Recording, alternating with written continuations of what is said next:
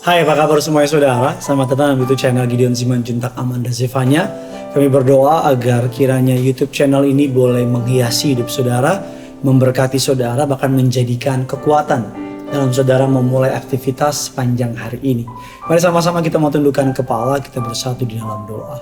Bapa yang baik, Bapa yang kami sembah di dalam nama Tuhan Yesus, kami mau siapkan hati kami, sambut kebenaran firman Tuhan. Urapi hambamu, lidah bibir perkataannya diurapi dari surga. Kata kalimat yang keluar, biar nama Tuhan saja yang dipermuliakan. Segala yang jahat, kami cabut, kami patahkan kuasanya. Allah Roh Kudus, Engkau disambut di tengah-tengah kami. Berbicara atas setiap kami. Dalam nama Tuhan Yesus. Amin. Tema khotbah kita pada hari ini adalah kompromi atau compromise. Firman Allah mengatakan dalam 1 Petrus 5 ayat yang ke-8, sadarlah dan berjaga-jagalah, lawanmu si iblis berjalan keliling sama seperti singa yang mengaum-ngaum mencari orang yang dapat ditelannya. Penulis dari Alkitab mengingatkan kita untuk sadar dan berjaga-jaga. Karena iblis selalu mencari kesempatan untuk menjatuhkan kita atau untuk menghancurkan kita. Sebuah kutipan atau sebuah ayat mengatakan Markus 12 ayat yang ke-30, kasihilah Tuhan Allahmu dengan segenap hatimu, dengan segenap jiwamu, dengan segenap akal budimu, dan dengan segenap kekuatanmu. If the devil cannot destroy you, the devil will try to distract you. Jikalau setan tidak dapat menghancurkan saudara, maka setan akan berusaha untuk mendistract saudara. Sebuah kutipan yang menarik sekali. If the devil cannot destroy you, the devil will try to distract you. Iblis kalau dia tahu dia nggak bisa ngancurin saudara, maka dia akan memberikan saudara sebuah gangguan atau sebuah kesibukan, atau bahkan mungkin dalam tanda kutip dia memberikan pelayanan yang banyak, berkat yang banyak, toko yang rame, studi yang lagi berhasil-berhasilnya, karena supaya kita melupakan Tuhan dan kita ke-distract dengan hal-hal yang lain. Bagaimana cara iblis membuat kita kompromi dengannya? Yang pertama, kompromi nomor 1. Ikut Tuhan boleh, tapi masih hidup dalam dosa. Iblis gak akan masalah. Iblis will find, dia gak akan masalah kalau saudara ikut Tuhan, tapi masih hidup dalam dosa. Karena bagi iblis selama saudara masih hidup dalam dosa, maka sesungguhnya saudara tidak benar-benar ikut Tuhan. Bukan berarti manusia adalah makhluk yang sempurna, no. Bukan berarti gak ada tempat untuk bertumbuh, berkembang, dan bukan berarti gak ada tempat untuk sebuah kesalahan. Tetapi yang ingin saya sampaikan bahwa iblis mau saudara dan saya untuk tetap boleh ikut Tuhan. Tapi dosa jalan terus.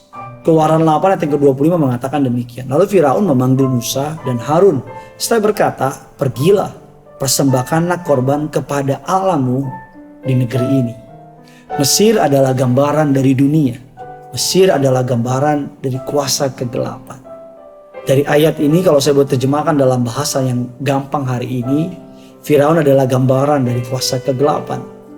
Iblis mau ngomong gini sama kita, pergi layani Tuhan, tapi tetap tinggal dalam dosa, tetap hidup dalam dosa.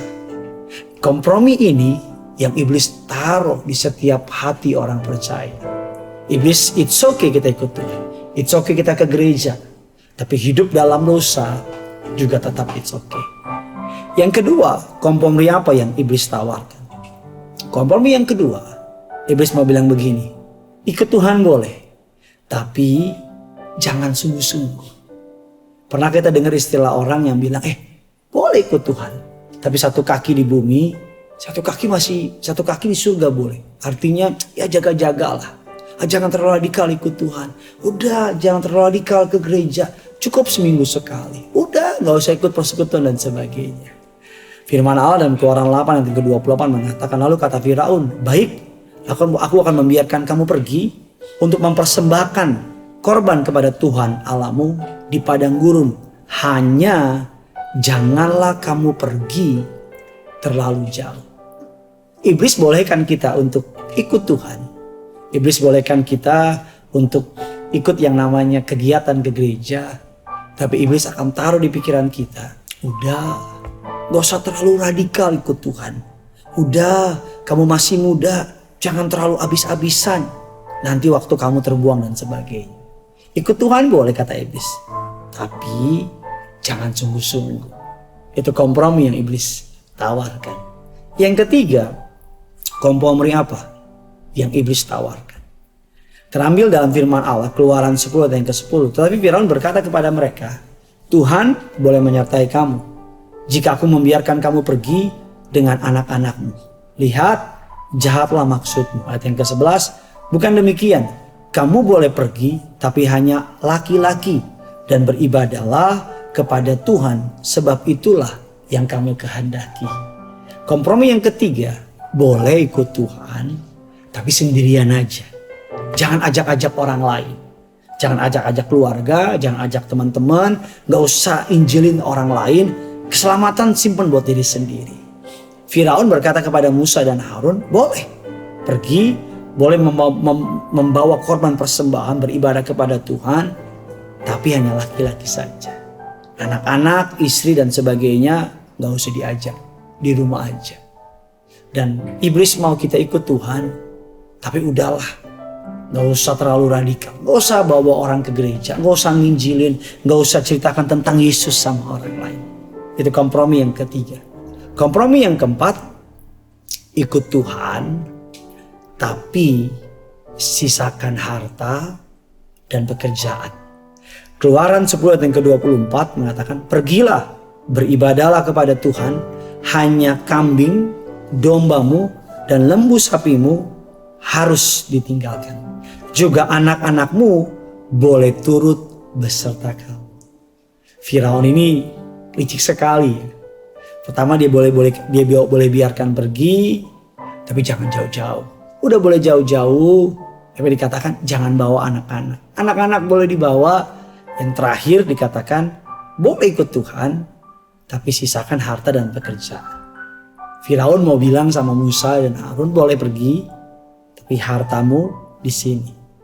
Ada banyak orang mau ikut Tuhan, tapi harta sama pekerjaannya lebih jadi Tuhan dalam kehidupannya.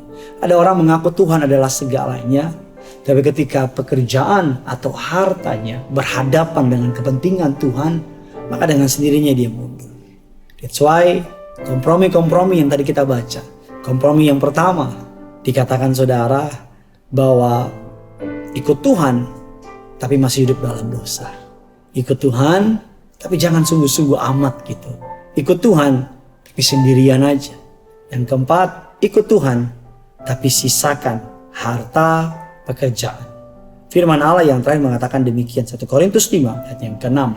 Tidak tahukah kamu bahwa sedikit ragi menghamiri seluruh adonan? Ikut Tuhan gak bisa 90%. Ikut Tuhan gak bisa 99%. Ikut Tuhan harus 100%. Bagikan kabar baik ini kepada orang-orang yang saudara kasihi. Bilang sama mereka, ikut Tuhan, jangan kompromi. Ini firmannya, ini ayatnya. Jangan lupa tulis kolom komentar di bawah. Saya berdoa, yang punya surga, crazy love it.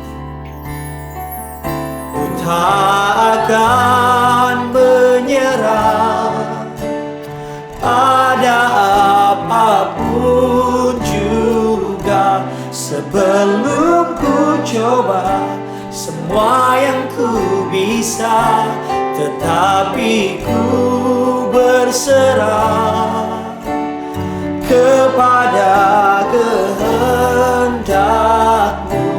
Hatiku percaya Tuhan punya rencana. Mari bawa imanmu pada hari ini. Ku tak akan menyerah pada apapun juga, sebelum ku coba semua yang ku bisa, tetapi ku berserah kepada kehendak-Mu. Hatiku percaya Tuhan punya rencana. Hatiku percaya Tuhan punya rencana.